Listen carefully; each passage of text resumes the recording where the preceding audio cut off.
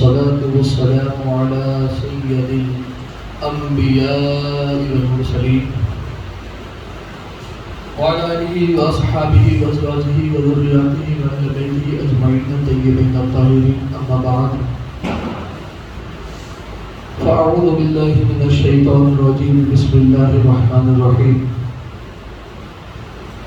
يا أيها الذين آمنوا اتقوا الله وكونوا مع الصادقين صدق الله العظيم وبلغنا رسوله النبي الأمين المكين الكريم ونحن على ذلك لمن الشاهدين والشاکرین والذاکرین والحمد للہ رب العالمین۔ آئیے سب سے پہلے ہمارا مل کر گنبد خضرا کی جانب لو لگا کر حضور رحمت عالم نور مجسم فخر آدم و بنی آدم جناب پاک احمد مجتبی محمد عربی الرحمہ صلی اللہ تعالی علیہ وسلم کی بارگاہ مقدسہ میں جھوم جھوم کر باواز بلند درود پاک کی دالیاں نچھاور کر پڑھ اللہم صلی علی سیدنا محمد وعلی آل محمد سید الرجال المفضل یا بحر الکمال یا محمد صلی اللہ تعالی علیہ وسلم۔ غوث اعظم بمدے بسر و سامہ مددے قبلہ دی مددے کعبہ امام مددے۔ غوث اعظم محمد کا محبوب ہے، غوث اعظم زمانے کا سلطان ہے، غوث اعظم محمد کا محبوب ہے، غوث اعظم زمانے کا سلطان ہے، غوث اعظم کی ہر جا مچی دھوم ہے، غوث اعظم کا گھر گھر میں فیضان ہے۔ اور زمانہ جو پا رہا ہے ولایت صدقے میں، زمانہ جو پا رہا ہے ولایت زہرا کے صدقے میں، وہ تمام بانٹ رہا ہے جو غوث اعظم محمد کا محبوب ہے۔ میرے دوستو اور عزیزو، یہ ماہ ربیع الاخر یعنی 11ویں شریف کا مہینہ مسلسل شروع ہے۔ جانے سے پہلے غالباً میں نے یہی جملے کہے تھے کہ انشاءاللہ اللہ نے چاہا کبھی سامنا ہوا تو غوث پاک کا ذکر کریں گے، اور ہم تو یہ ذکر اپنی نجات کے لیے کرتے ہیں، اپنی مغفرت کے لیے کرتے ہیں، اپنے آپ کے اوپر احسان کرتے ہیں، اور یقیناً یہ ہم پر احسان کرنے کا موقع، یہ ذکر کرنے کی برکتیں، یہ نام لینے کی اجازت ہمیں عبدالقادر جیلانی عطا فرماتے ہیں،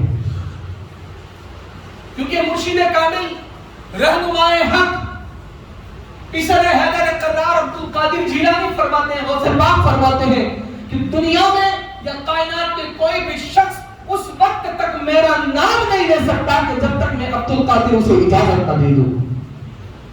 یہ غوث پاک کی شان ہے، صرف غوث پاک اجازت دینے والے کا نام نہیں۔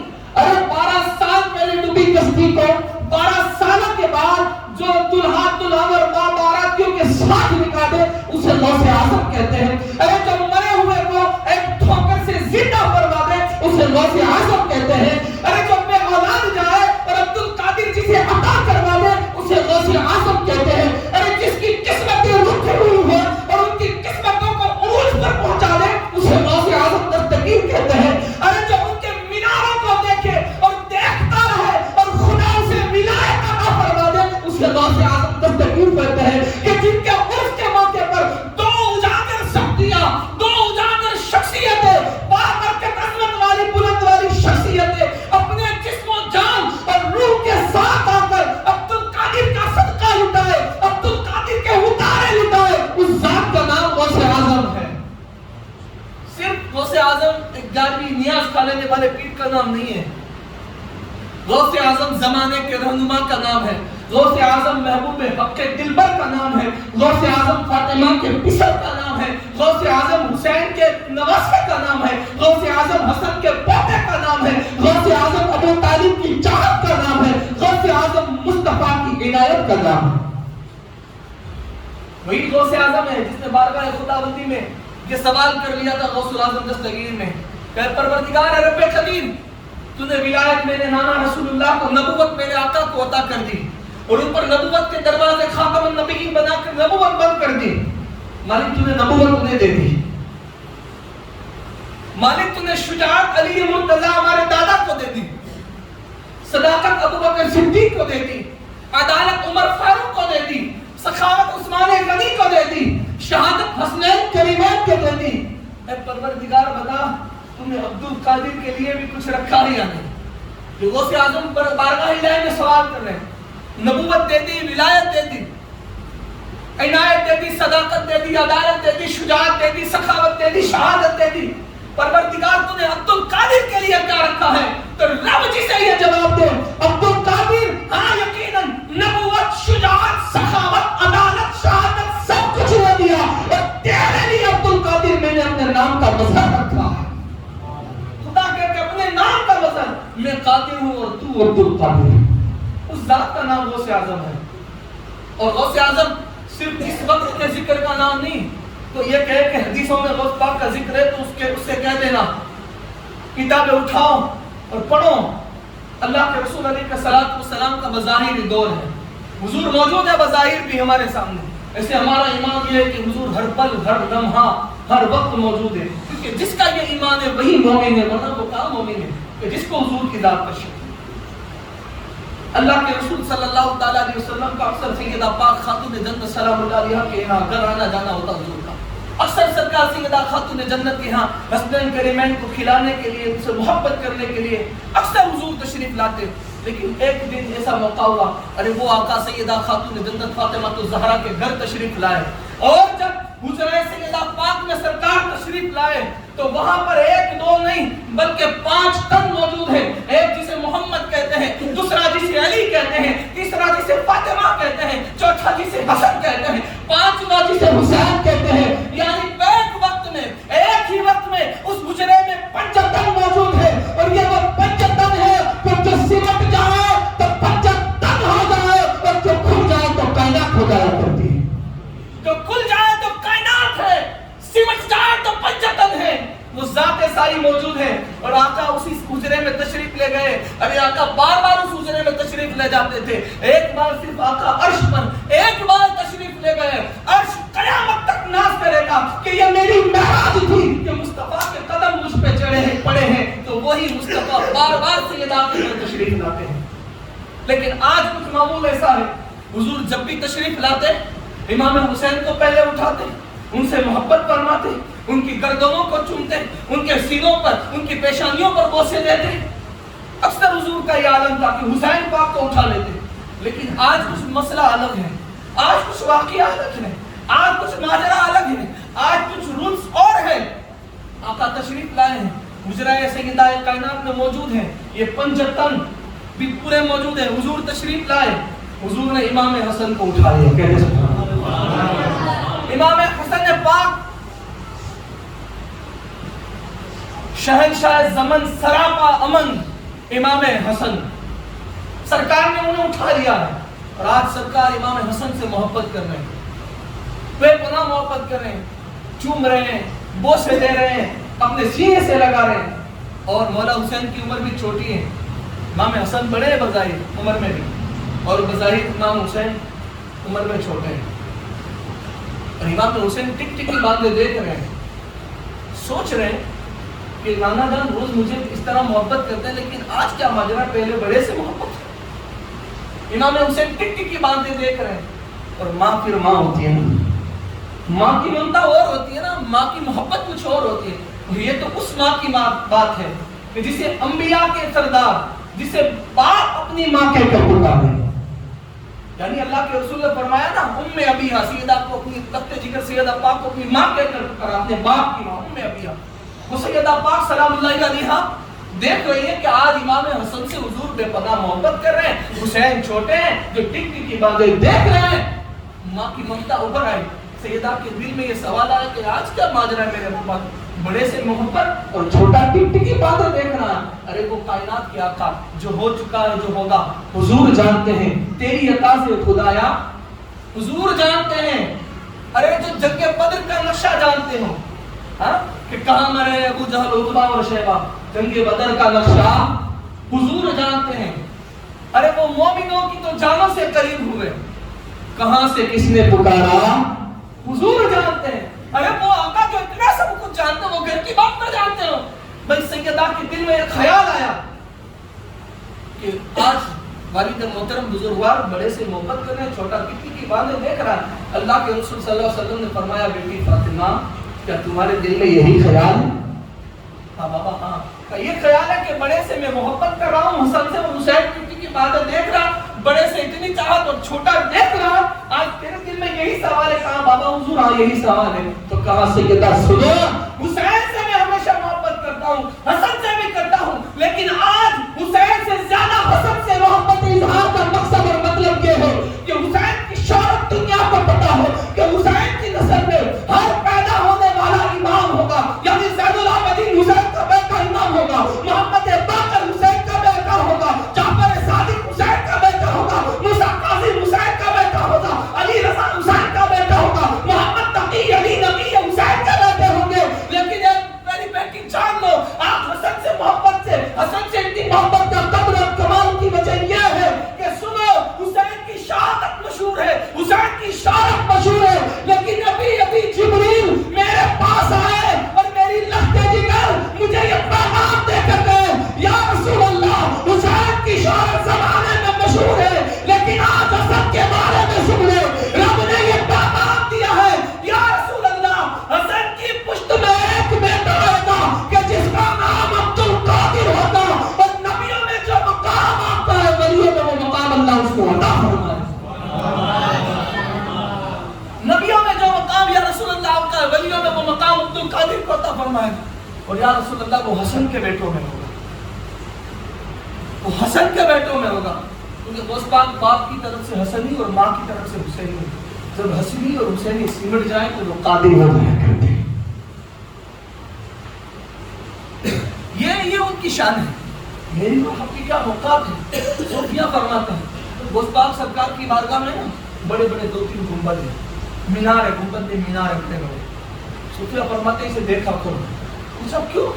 کہا کہ یہ وہ مینار ہیں جنہیں دیکھ دیکھ کر آج تک کئیے کو ولی بن گئے ہیں۔ ارے جن کو میناروں کو دیکھ کر اللہ ولایت عطا فرما دے، جن کے میناروں کی یہ برکت ہو، تو عبد القادر کی شان کا کیا کہیں؟ پوچھا وہ کہا نا کہ 2 شخصیتیں غوث پاک کی بارگاہ میں جسم کے ساتھ آتی ہے، وہ گفتگو انہی کی بارگاہ میں ہوئی تھی۔ ابھی جب میں گیا تھا غوث پاک کی بارگاہ میں، کہا یہاں مانگا کرو اور جسے جو بھی ملے وہ لے لیا کرو، کسی کو منع نہ کرو۔ پوچھا گیا کیوں؟ کہا کہ جب عبد القادر کا عرس ہوتا ہے، عبد القادر کے دن ہوتے ہیں نا، تب 2 شخصیتیں اپنے جسم اور جان اور روح کے ساتھ یہاں موجود ہوتی ہیں اور اس کے صدقے میں پاتی ہیں۔ 2 شخصیتیں، کہا عالم ارواح میں تو ہر کوئی آ سکتا ہے روح، لیکن یہ تو جسم کے ساتھ نکل کر تشریف لے آتے ہیں۔ میں نے سوال کیا وہ 2 مقدس ہستیاں کون ہیں جو ماں جسم کے ساتھ، یعنی اپنے جس طرح ہم تشریف لائیں اس طرح وہ مقدس ہستیاں اپنے جسموں کے ساتھ یہاں تشریف لاتی ہیں اور لوگوں کو صدقہ لٹاتی ہیں۔ پوچھا وہ 2 شخصیتیں کون ہیں؟ کہا ایک شخصیت عبد القادر کے دادا مولا علی ہے، کہا دوسرا عاشق رسول اور فلافل رسول جسے کائنات حضرت اویس کرنی کہتی ہے۔ کہ یہ 2 شخصیات آئیں گے اور اس کے موقع پر خود اپنے جسم کے ساتھ تشریف لاتی ہے اور آنے والے زائرین کو اپنے شہزادے عبد القادر کا صدقہ لٹا دیا کرتے ہیں۔ غوث پاک کی شان ہے، اور غوث پاک کسی غیر نتو خیرے کا نام نہیں ہے۔ سرکار غوث پاک رضی اللہ تعالیٰ عنہ وہ امام احمد بن حنبل یعنی حنبلی مسلک کی پیروی کرتے تھے۔ جیسے اسلام کے 4 ہی مسلک ہیں نا، 5واں مسلک حرام حرام حرام ہے، 4 مسلک شافعی، مالکی، حنبلی اور حنفی، اور ہم جس امام کی پیروی کرتے ہیں وہ مسلک حنفی ہیں جن کا نام نعمان بن ثابت امام اعظم ابو حنیفہ، ہم اس مسلک کی پیروی کرتے ہیں، حنفی مسلک کی۔ اور سرکار مرشد کامل غوث الاعظم دستگیر رضی اللہ تعالیٰ عنہ جو وہ حنبلی مسلک کی پیروی کرتے ہیں۔ کس کی؟ حنبلی مسلک کی پیروی کرتے تھے۔ امام احمد بن حنبل کی پیروی کرتے تھے۔ امام احمد بن حنبل نے بھی بارگاہ خدا بندی میں یہی عرض کیا تھا کہ مولا تو نے حنفیوں کو اتنا عروج دیا، نعمان بن ثابت کو، شافعی کو اتنا عروج دیا کہ انہیں محبت اہل بیت اس قدر عطا کرے، اور یہ 4 امام ہیں، شافعی، مالکی، حنبلی اور حنفی۔ یہ آپ اگرچہ کتاب نہ پڑھ پائیں تو یوٹیوب کا دور ہے، سوشل میڈیا کا، آپ اس پر سرچ کر کے پڑھیں۔ یہ 4 جو مسلک کے سچے امام ہیں نا، وہ 4 امام جیل میں گئے ہیں اور 4 نے مار کھائی، یعنی کوڑے کھائے ہیں۔ بنیاد کیا؟ ان کا گناہ کیا تھا؟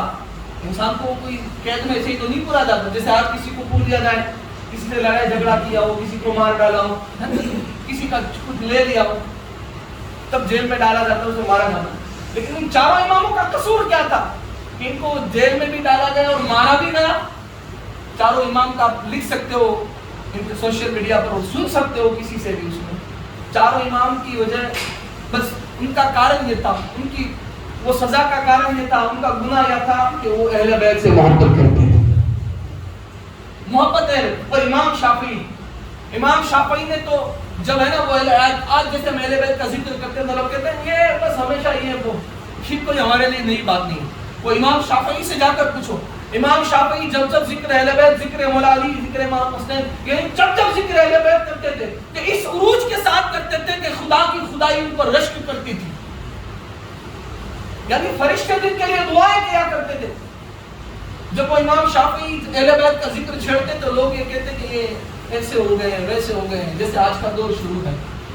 تو امام شافعی نے اس دور میں, مولانا عبدالتواب میں لکھا ہے اپنی کتاب میں, اس دور میں امام شافعی نے یہ الفاظ عربی میں لکھے تھے جس کا میں مفہوم پڑھ دوں کہ اگر اہل بیت کا ذکر کرنا رافضیت ہے تو میں سب سے بڑا رافضی. اور غوث پاک صاحب کا امام احمد بن حنبل نے کہا مالک تو نے یہ سب انہیں عطا کر دیا, حنبل کے لیے کیا رکھا؟ حنبل کو کہا امام احمد حنبل ہم نے تیری پیروی کے لیے, ہم نے جیسے امام اعظم ابو حنیفہ کو جنید بغدادی دیے پیروی کے لیے, معروف کرخی دیے, یہ اللہ والے دیے. کہا میرے لیے, کہا تیری پیروی کے لیے میں نے عبد القادر جیلانی کو رکھا ہے جو میرے نام کا مظہر رسول اللہ کا نام ہے, جو جمعہ مسجد میں بغداد میں بیٹھ کر کے اعلان کرے گا قدمی دی ہاتھی رغبتی کلی ولی اللہ, کہ میرا یہ قدم تمام ولیوں کی گردن پر. جب امام احمد بن حنبل نے یہ سنا کہ یہ میری پیروی کرنے والے ہیں تو امام حنبل دوسری صدی کے ہیں. کون سے یہ امام کون سی صدی کے؟ یاد رکھیں, دوسری صدی کی. اور سرکار غوث الاعظم دستگیر 5ویں صدی میں غالباً تشریف لائے. 5ویں صدی یعنی 300 سال کا عرصہ. فرماتے کہ امام احمد بن حنبل کا بظاہر وصال ہو گیا. الحمدللہ ان کے مزار پر بھی جانا نصیب ہوا اس فقیر کو, اور وہیں پر یہ تاریخ میں نے پڑھی کہ جب امام احمد بن حنبل کا وصال ہو گیا دوسری صدی میں, تو غوث پاک 5ویں صدی میں یعنی 300 سال کا غیب, 3 صدی کا غیب, جب 5ویں صدی میں غوث پاک آئے اور غوث پاک نے عروج پایا اور امام احمد بن حنبل یعنی حنبلی مسلک کی پیروی کی, اور آپ کو خیال آیا کہ میں جس امام کی پیروی کر رہا ہوں ان کی قبر انور پر جاؤں. اور جب غوث پاک ان کی قبر انور پر آئے تو امام احمد بن حنبل اپنی قبر سے اٹھے اور غوث پاک سے ملاقات کی. پوچھا احمد بن حنبل 300 سال ہو گئے, کہا اللہ کی ذات کی قسم, جب رب نے مجھے یہ کہا تھا کہ عبد القادر میری پیروی کرے گا, تب سے لے کر آج تک 300 سال سے میں اپنی قبر میں بیٹھے بیٹھے عبد القادر کا انتظار کر رہا تھا کہ وہ عبد القادر کب آئے اور میں ان کے استقبال کے لیے اپنی قبر سے کھڑا ہو جاؤں. یہ تو اس وقت کی شان ہے. ہماری کیا اوقات ہے ان کی شان بیان. یہ تو کچھ نہیں جو بیان کیا وہ خاکہ بھی نہیں, ذروں میں سے ذرہ بھی نہیں ہے. اتنی بڑی شان کے مالک جب غوث پاک کی یہ شان ہے تو سب سے ان کے داداؤں کی, ان کے ناناؤں کی, ان کے باباؤں کی شان کی اس قدر مانا ہوگی. بس اللہ رب العزت کی بارگاہ میں دعا ہے مولا ہمیں نبی اور آل نبی کی سمجھی وفاداری نصیب فرمائے, ان سے سچی محبت عطا فرمائے. غوث پاک کا فیضان ہم سب پر غوث پاک کا فیضان جاری و ساری فرمائے. ان کی نگاہ ناز ہم پر ہمیشہ کرم فرمائے, ہمیں منافقت سے محفوظ فرمائے اور مومنوں میں اللہ ہمارا شمار فرمائے, نیک اور پرہیزگار بنائے, اور ہمیں گناہوں سے اللہ توبہ کی توفیق نصیب فرمائے. وما علینا الا البلاغ.